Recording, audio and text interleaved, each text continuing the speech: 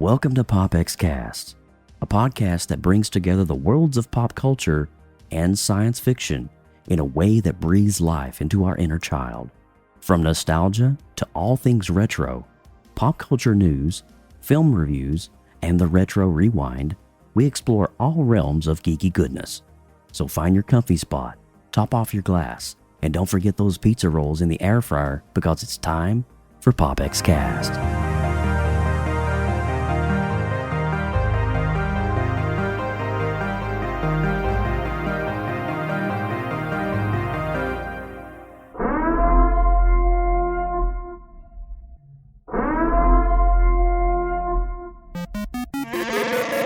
You are listening to PopX Cast, where science fiction meets pop culture.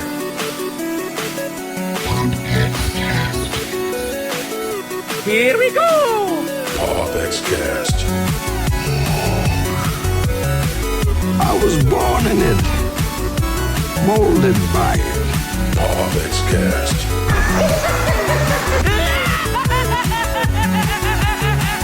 No strings on me. Autobots, transform.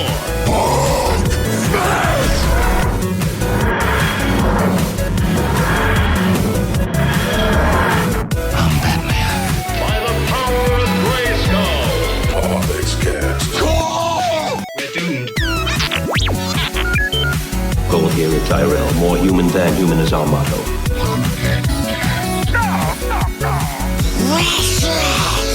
Here's Johnny. Never had a pet pony. Hasta la vista, baby. PopX Cast. Captain's log supplemental.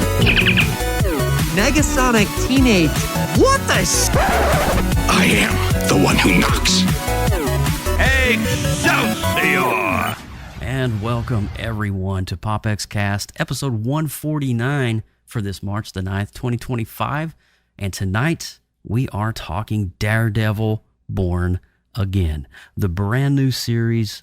My gosh, the brand new series that's on Disney Plus that is, oh my gosh, everything we would want, everything we would hope for, and more.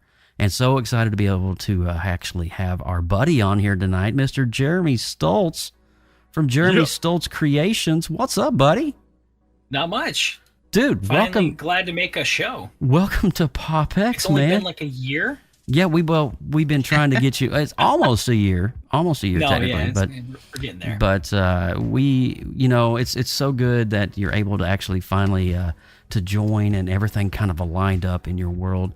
If you guys don't know, Jeremy Stoltz is a Twitch streamer and has done some amazing creative art over his amazing span of years. And so tonight's stream will be, how many consecutive streams have you done back to back? 2351, I think, if my math is right. 2,351 streams every night. So how long is that? What is 2,351 days? October 1st, 2018 is when I started streaming. October 1st. Yeah, I went live on an Inktober and decided, well, if I was going to draw every day, I might as well stream every day. Wow. Jesus. And that's through multiple platforms. That's insane. That's crazy. And it is. You started on Periscope, right?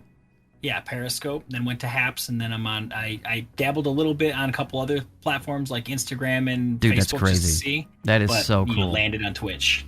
I'm so glad you're here, man. I'm so glad that you're able to make it. And guys, so if you guys want to check out Jeremy Stoltz Creations, you guys can check him.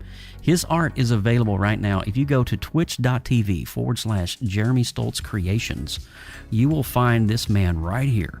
And every night between, what is your, it fluctuates, 10 p.m. Yeah, it's at least by the 11 o'clock hour I'm starting. That's what I thought, yeah. So make sure that you catch one of his lives. You will not regret it. It's absolutely amazing. And I know he's here chomping at the bit, ready to get on here because we've been hyping him up probably for the past 6 months now.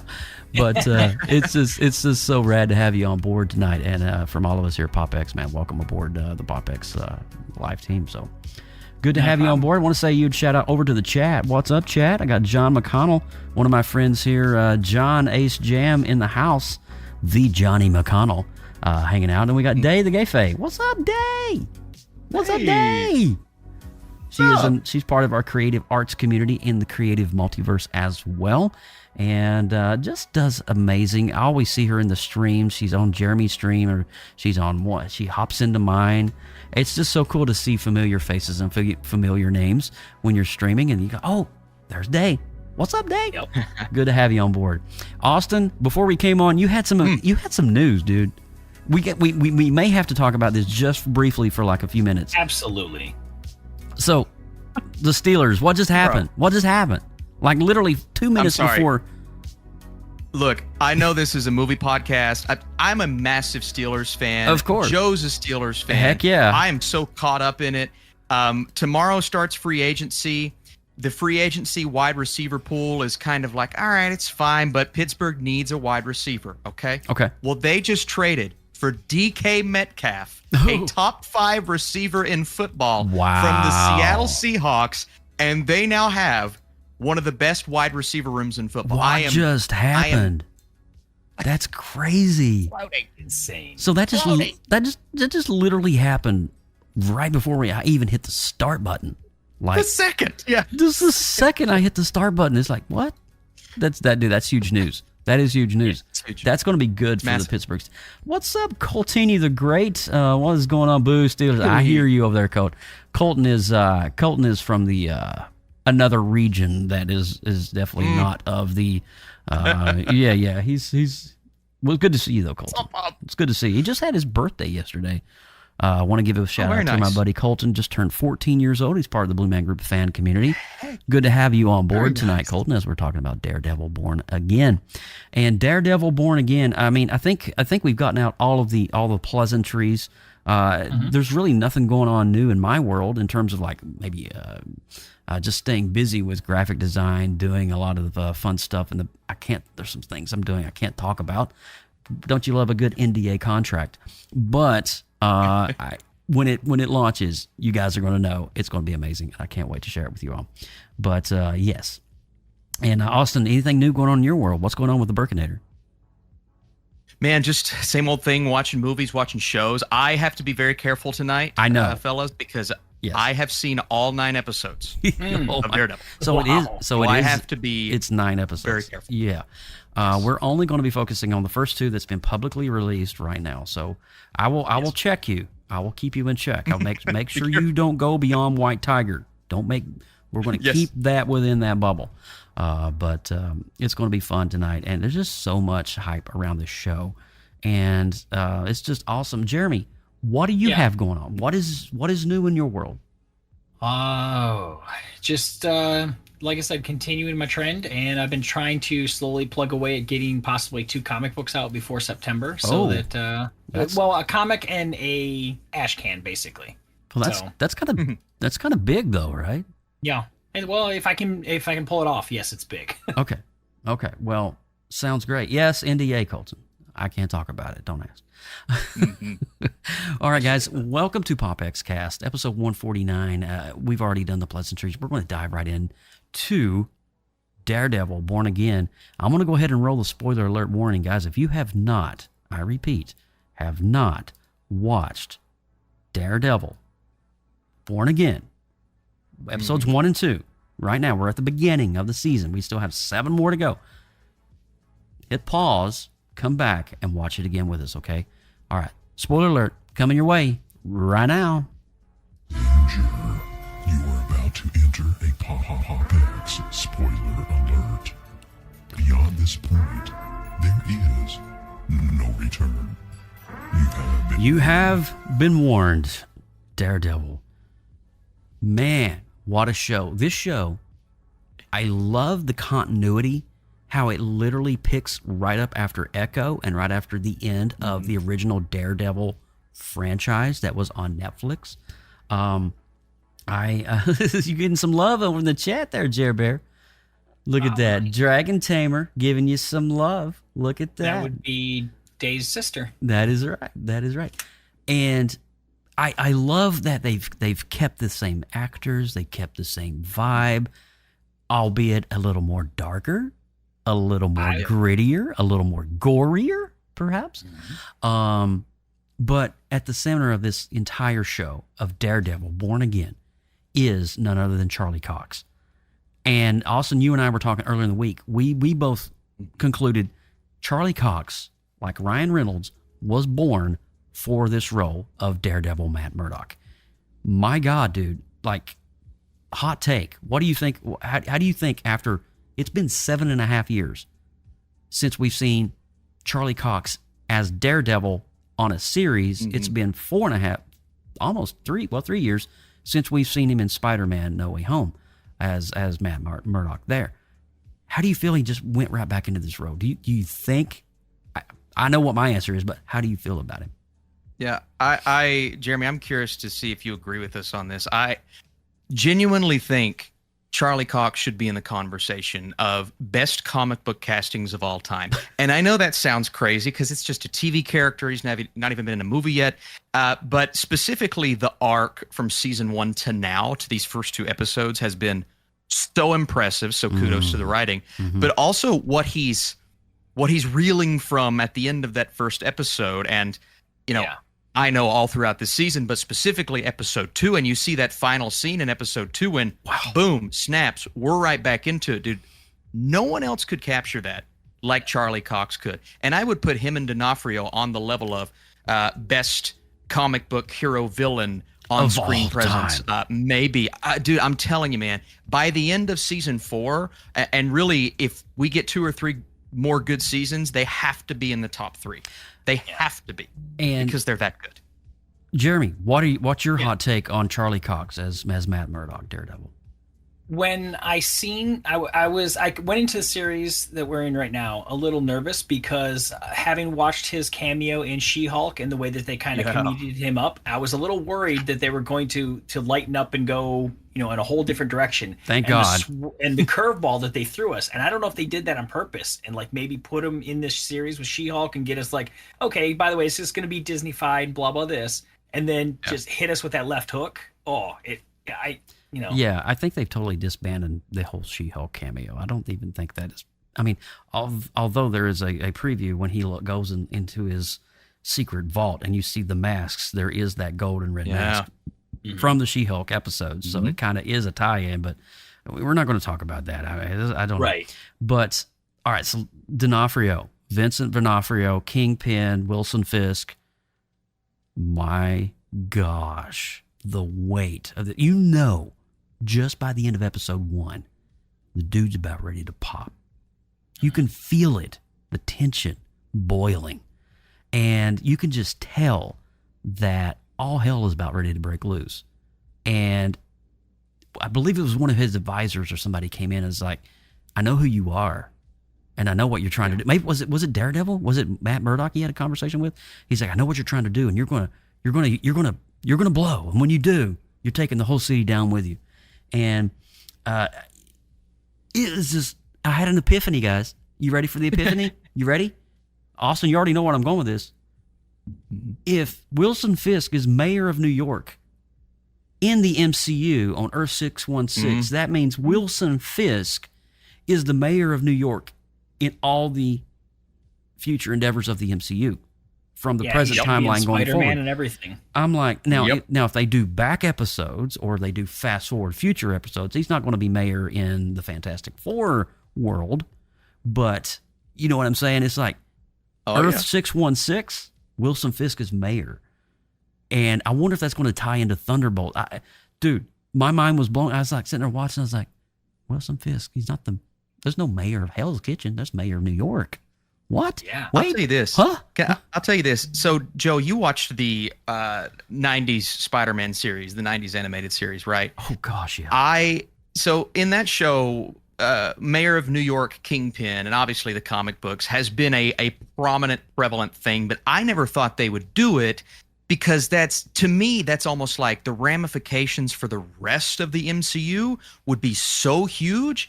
You'd have to have Fisk everywhere, not just in Daredevil, right? So now that we've established that he is, to that level, I think Fisk is going to start to expand far beyond Daredevil, and there will be ramifications in other shows and maybe even Spider-Man. And I don't know why, but I'm thinking we get a Spider-Man Daredevil team up just like that 90s animated series in the near future. Dude. I mean, could you imagine Tom Holland and oh my gosh, Charlie Cox side by side? Unreal. Yeah. Yes. Yeah. And versus Kingpin. Yes. And we do know from the trailers, this is no spoiler for those of you, that we do know that Jon Bernthal is reprising his role as Punisher, coming back in this season. I don't know what episode that's going to be, and I'm not going to pump my awesome film critic cousin for that information because I don't want him to do anything. But I'm just excited because we get a little bit of the White Tiger in here as well. We get a nice little nod. Also, the actor who portrayed White Tiger did pass away in December 2023. And so there was a beautiful homage to that at the beginning of episode 2 and his character.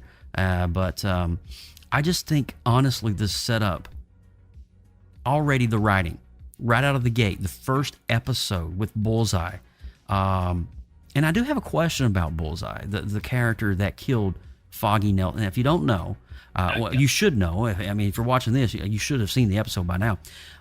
Foggy was killed in the first 5-6 minutes, maybe the first 10 minutes of the whole episode. And I was like, holy cow. And Jeremy, you shared a comic book with us recently, this afternoon. I didn't have time to pull it up because it's on my phone, and I would have to Dropbox it anyway. Absolutely. But anyway, it was really cool because it's directly from the comics, The Man Without Fear, Daredevil. And it was such a cool panel because it's literally ripping it right out of the comic books, right onto the screen, and portraying that manner. And it's just, wow, the weight. But my question is concerning Bullseye. Is Bullseye a super soldier? How is he able to survive the throw off the side of the building and then regenerate without... There is a brief scene in season 3. So I'll be honest, I didn't go back and watch season 3, but there's a brief scene where they're reconstructing his spine because of something that happened. And there's a rumor floating around on Twitter that maybe there was some sort of amplification to his spine, some sort of vibranium, I don't know, to where, because what you're saying is reigning true with a lot of people, and people are theorizing that scene in season 3, they did something to kind of enhance his body to make him survive that. And I think that's the downfall, is I didn't go back and watch. It's like... I wanted to myself, but I didn't. It's a lot to digest in such a short amount of time. What was it, 7 seasons? 6 seasons? Yeah, no, only 3. Only 3 seasons. Daredevil was only 3? You've also got Defenders, only 3, but you got Defenders, you've got Jessica Jones, and he cameoed on a lot of those. He cameoed, they all kind of fed off of each other. But it was the thing, though. I do vaguely remember the confrontation. Was it the same actor that played?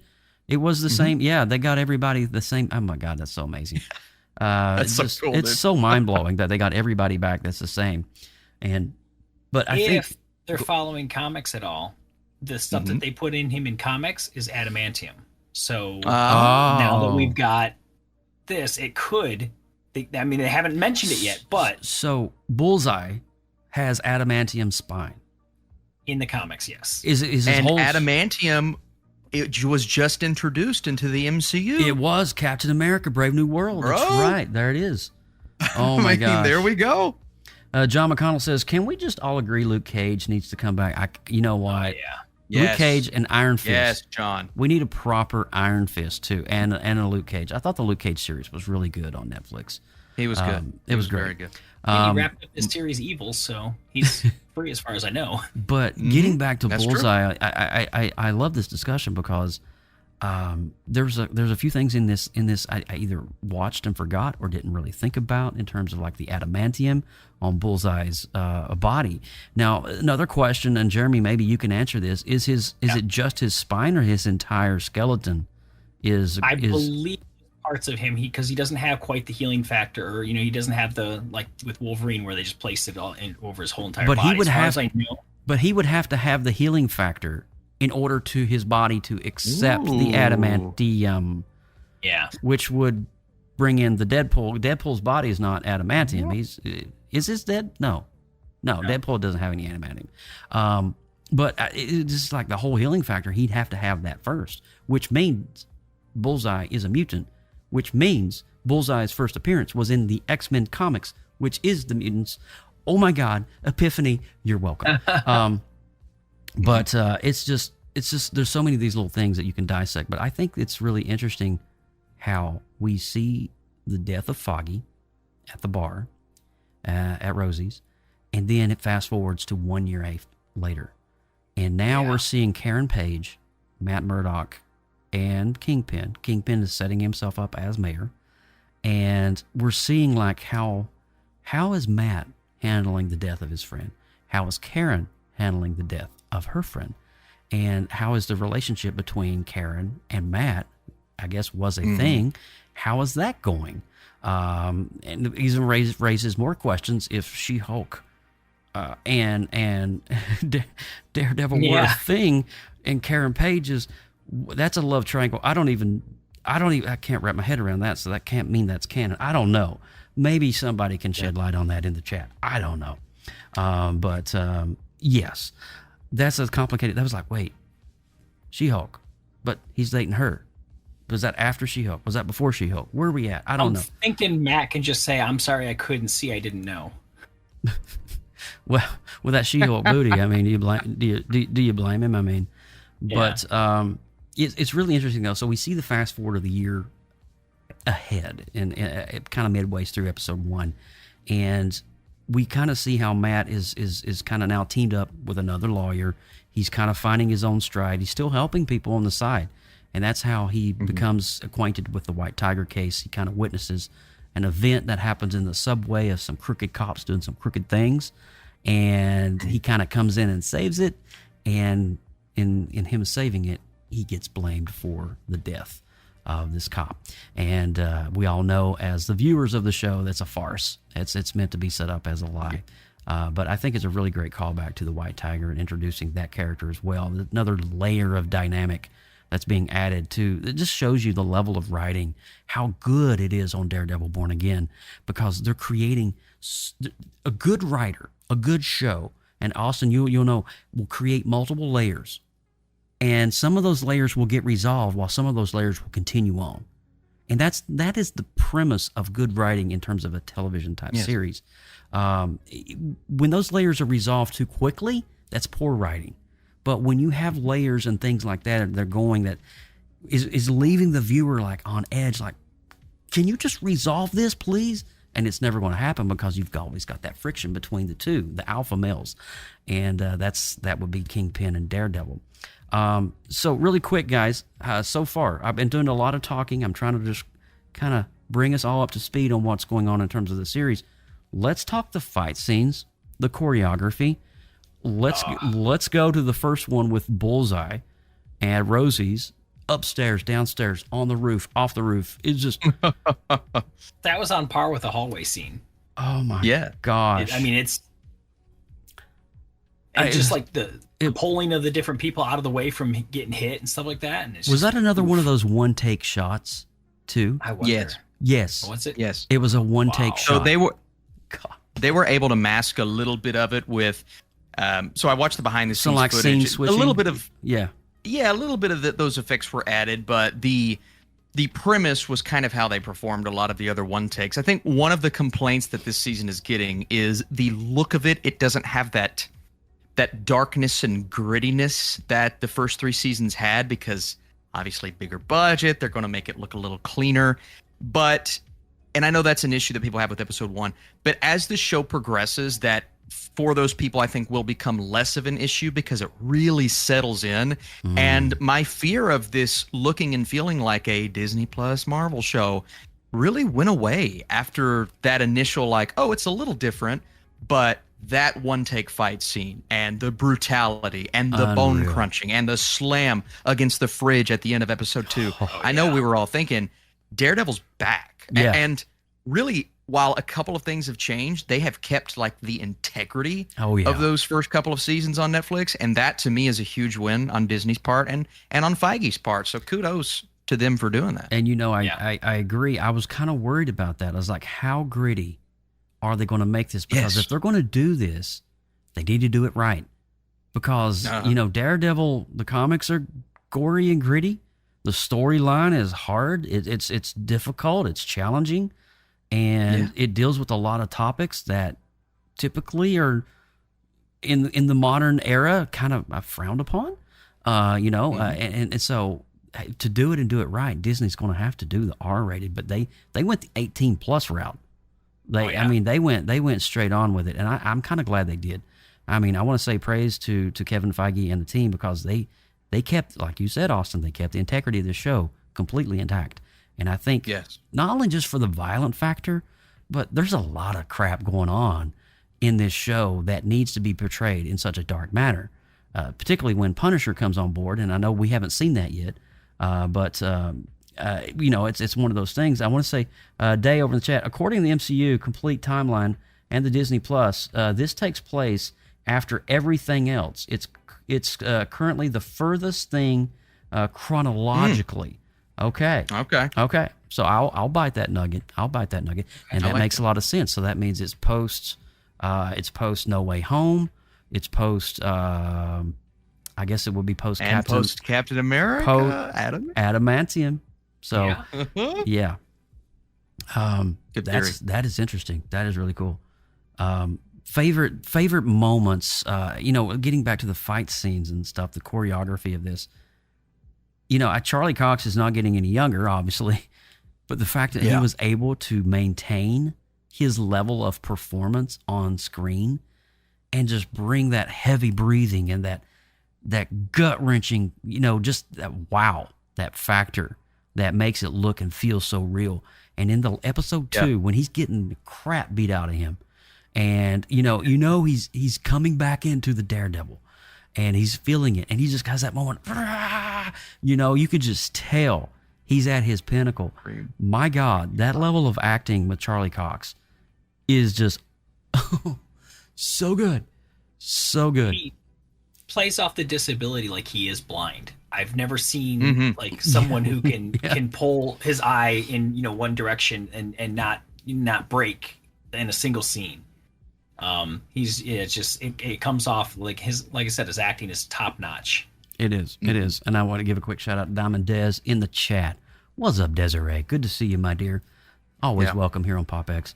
And I that last scene though, I feel that last scene does set up the rest of the series.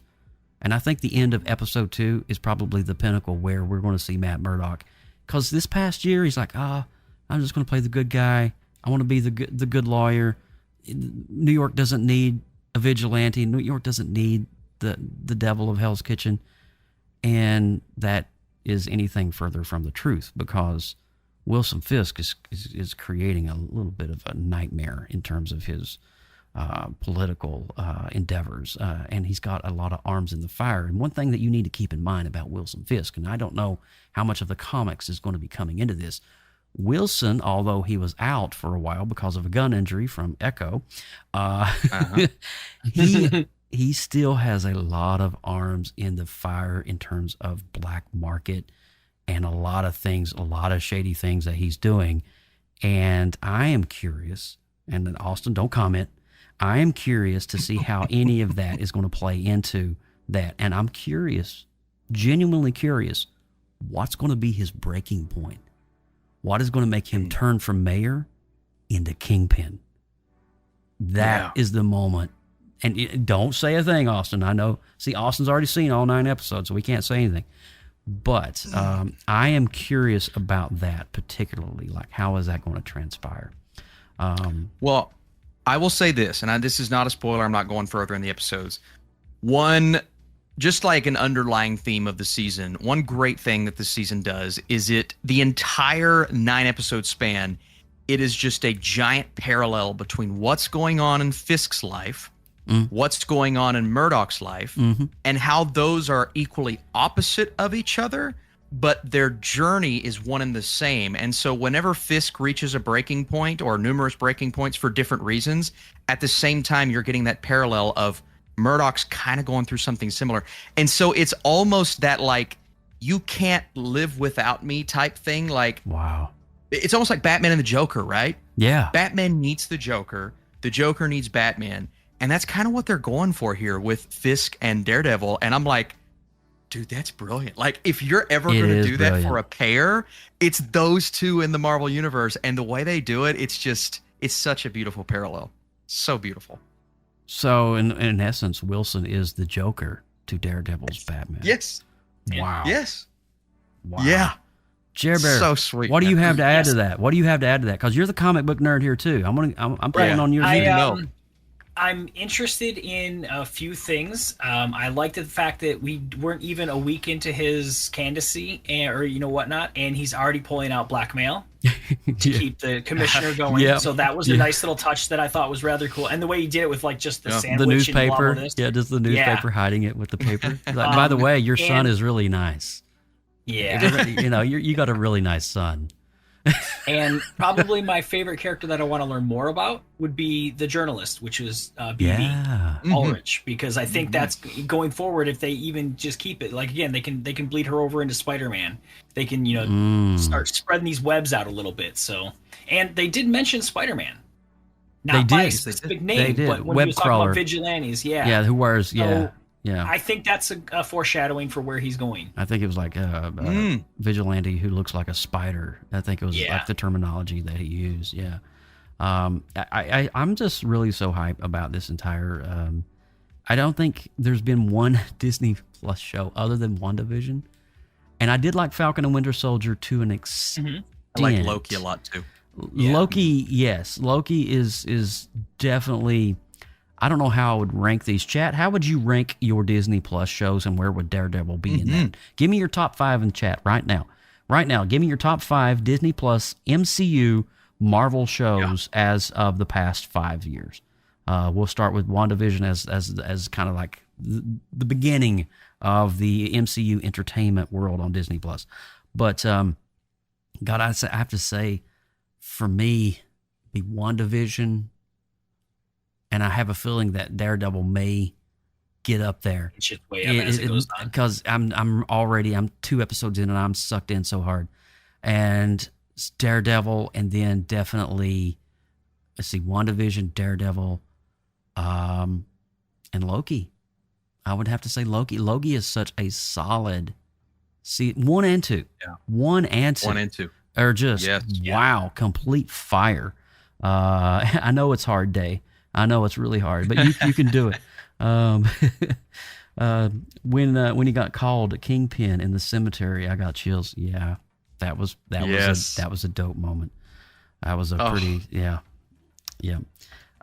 So it already looks like so far this season is going to be is great. We have characters that we've seen in the trailer who's not even in the show yet.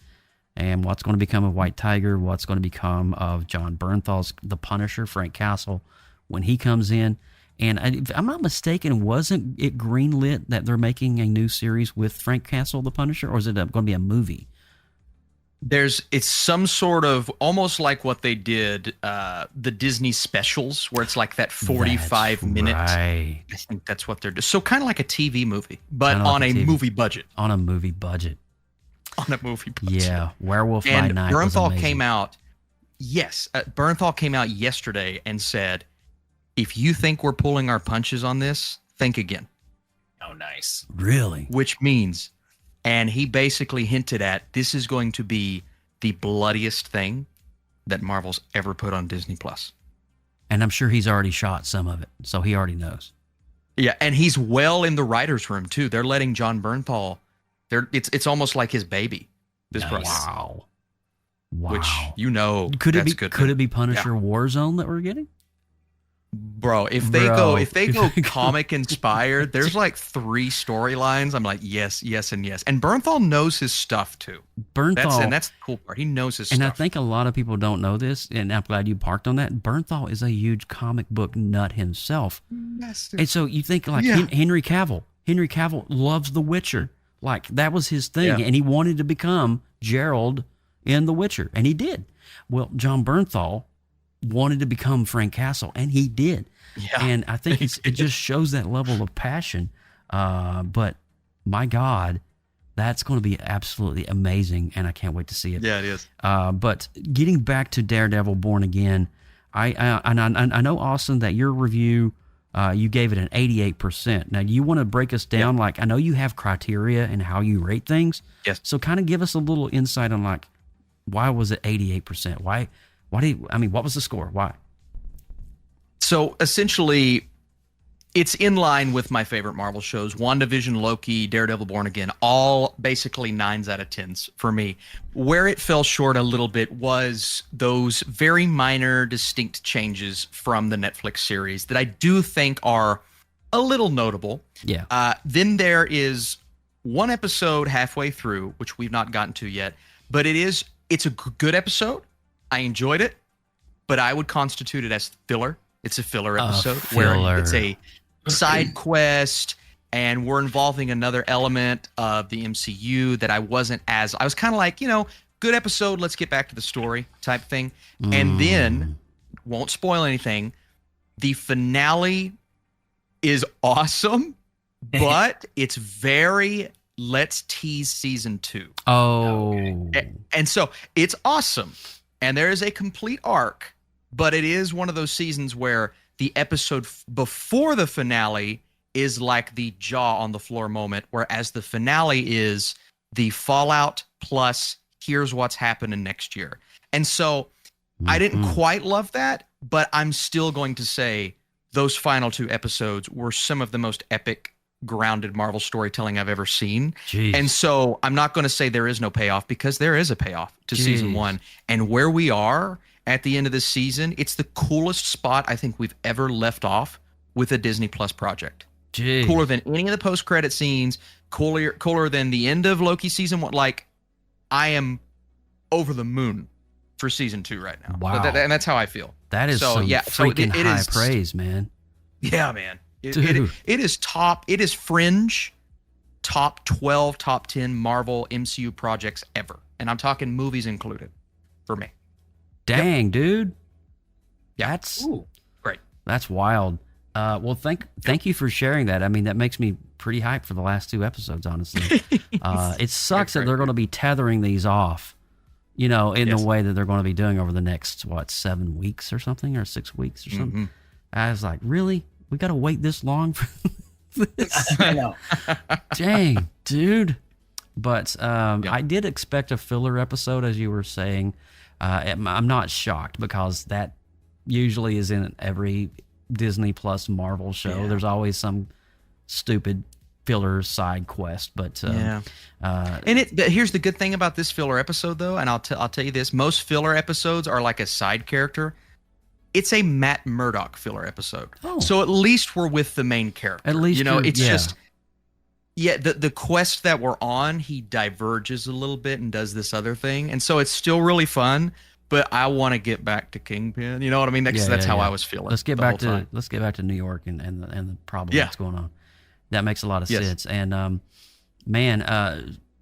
geez whiz. So if I was rating this right now, I've not seen, unlike my cousin here, Austin, I have not seen all 9 episodes. But based off of the 2 that I have seen publicly released right now, with number 3 dropping on Tuesday, I would say easily for me an 80% in terms of just what I've seen. I mean, and it's very on the surface. The first 2 episodes, you're just kind of getting into the waters, so to speak, of this whole new storyline that the Disney Plus crew have created. And so I'm enjoying where it's going.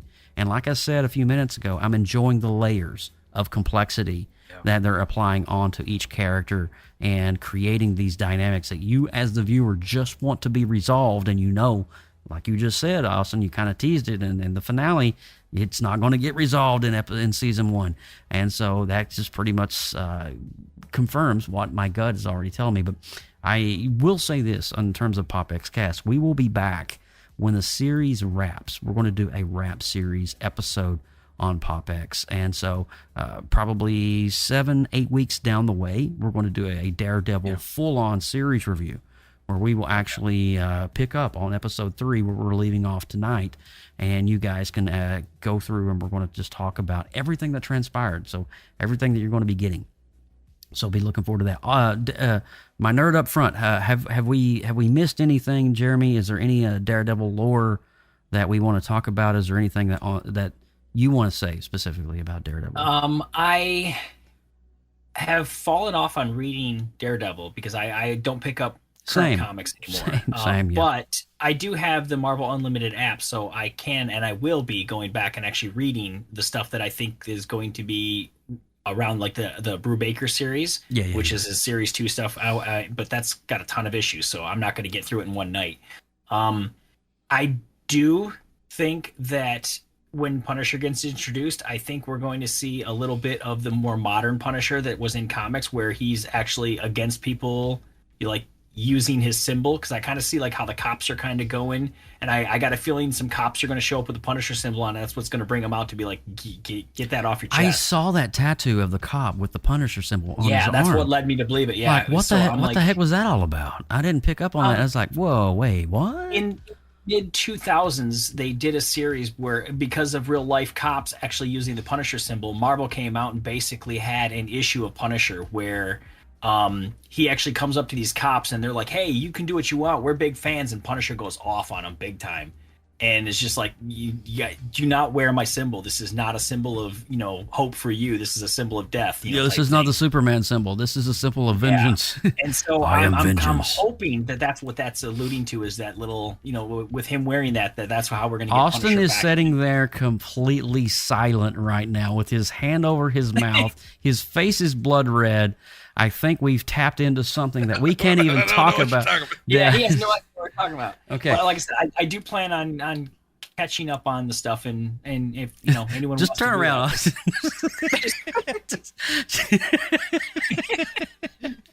Oh my God. So guys, I really thank you all so much for hanging out with us tonight. We're keeping PopX a little more leaner, a little more cleaner, a little more kind of more fine-tuned as we used to, and for a purpose. We got your attention for an hour, and we greatly appreciate that. And we're not going to let these shows go very long anymore. We're just going to kind of keep it high and tight, concise, right to the point. And this is PopX. This is what we're talking about. This is what we're doing. Boom, here it is, straight into the content. And I think for me that's more of a systematic way of doing it. But back to Daredevil Born Again, man. I'm so excited for this season. Jeremy, right now, as of right now, we know Austin's review. Mine's 80%. Yeah. What would you rate on the two that you've seen? Yeah, on the two that I've seen, I'd throw it as a mid 80, only because to me the first episode was essentially like lighting a match, and then the second episode was hitting it to the fuse. So we got the fuse starting, and I got that's how I felt. That's a good analogy, bro. I love it. I watched these with That's my perfect. wife, and towards the tail 15 minutes of the first episode, she was passed out. And she's like, she went back and watched it, on the first episode. Second episode, we watched it, and it was even later the next night. I don't think we started it until like 3 a.m. And she's like, I'm going to go to sleep. So if I fall asleep, just watch it without me. I'll watch it again. She was on the edge of her seat the whole episode. Yeah. Same. I was too. So that right there tells me, because like I said, she's a fan, but not a fan. She'll watch them with me, but she, if she misses an episode, it's not going to kill her. And that one, she was right on. So that's awesome, bro. That is so cool. Well, you know what? Listen, we've chatted about the first 2 episodes of Daredevil Born Again. And I am super happy with the cast. I think this is one of Vincent D'Onofrio's, the dude was in like Full Metal. He's been in so many great movies as like intense psychological characters. Have you guys noticed? If you go back and look at his movie list that he's performed in, start right off, Full Metal Jacket, Stanley Kubrick. One of the greatest wartime films of our life, of our oh my God, it's insane. But D'Onofrio was in it, and it's just like, wow, what a seasoned actor, what a man who knows how to convey an intense role of villainy. It's just, what a perfect casting. Can't say anything else bad about it. Darth Baca gives it a 7 out of 10. And that's respectable. That's respectable. But like and the I said, filmography they do with him, because he's a big man already, but he's tall. He's a big dude. When they film him, they do it in such a way that he looks like he's twice his size. Yeah. Well, you see him in interviews and stuff like that. He doesn't look that big. He's got his hair growing again. He doesn't have the bald cap on, stuff like this. He completely transforms. Yeah. He isn't Vincent anymore. He's Kingpin. He's that deep voice. That deep voice. Yeah. So many layers. So many layers. Well, guys, I appreciate you all so much for hanging out with us tonight on PopX Cast, episode 149. We are so close to 150. What a milestone episode. Wow. Stay tuned to our channel. Make sure you like, subscribe, hit that notification bell. When we go live, you guys will be able to know. And we are going to do something very special for episode 150. Us and my crack investigative staff here, we're going to put together something pretty special for you. And I think, it's only fitting that we honor one of PopX's former, co-hosts as well in that whole process. And so some very cool stuff we have. Episode 150 is coming in just a few weeks. And so make sure that you hit on that subscribe button. You let us know. Austin, are you good? Have I missed anything? No, man, that covers the bases. I think 150 is going to be amazing when we talk about the brand new Snow White remake. What an episode that's going to be. Jesus Christ. Can't go bigger than Snow White. And we all know that the CGI on the Seven Dwarfs is going to be a 9 out of 10. We already know it is not going to be creepy at all. It's no, not at all. No creep. No creep at all. It's so bad. Wow. Yeah, but really, we're not. Really, we are. Really, we're not. Really, we are. You'll see. You'll see when we schedule it. Jeremy Stokes, it is good to have you on episode 149. Welcome to PopX, man. I appreciate you guys having me here. Yeah, official Team PopX member. It's going to be a good ride. Yeah, man, we're going to have fun. It's going to be great. And make sure you catch him. He's going to be going live. What time tonight on Twitch? It's 9 o'clock right now. Almost 9. Nah, not for a couple hours. Okay, so catch him. I'll go on right around 11. Oh, about 11 o'clock. Yeah. Watch the dude make some live art. You will not be disappointed. Twitch.tv. And how many live streams in a row was that again? What was the number? 2,351. 2351. Why do I remember that number? Why do I remember that? I don't know why I remember that. Come on. I don't know. I have Come problems. Dude, you're incredible. And there's been a few hairy calls where I almost didn't make it and had to break a streak, but no, didn't do it. Wow. You're a beast, right? What? That's a beast. That's a beast. You're a beast. I take insanity when someone's like, "That's impressive." I'm like, "No, it's insane." You're the GOAT. You are the GOAT. When it comes to art streaming, you are the GOAT. You are the one we all strive to be like. I'll take the Tom Brady crown. Oh, okay. And I don't even like Tom, but I'll give him his props. Okay. Yeah, okay. He deserves it. I don't like him, but he deserves it. You do. Like I only don't like him because of how good he is. Lord have Yeah, mercy. exactly. Phenomenal. On that, my guys. Yeah. Appreciate you all so much. We're gonna hightail it out of here. We got to get on with the rest of the week. I hope you guys have an amazing start to your week, and I appreciate you guys tuning in. Make sure if you're listening on the podcast version that you are subscribing and downloading. Enjoy the audio version of this broadcast. You're always welcome to come to our YouTube channel, youtube.com/PopXcast. Subscribe, like, hit notification bell. Let us know that you love us, and it just helps us with the algorithms. But from all of us here at PopXcast, we will see you next time. You all have an amazing, and I do mean amazing, week ahead. Bye. We'll see you soon. Love you. Bye. Bye.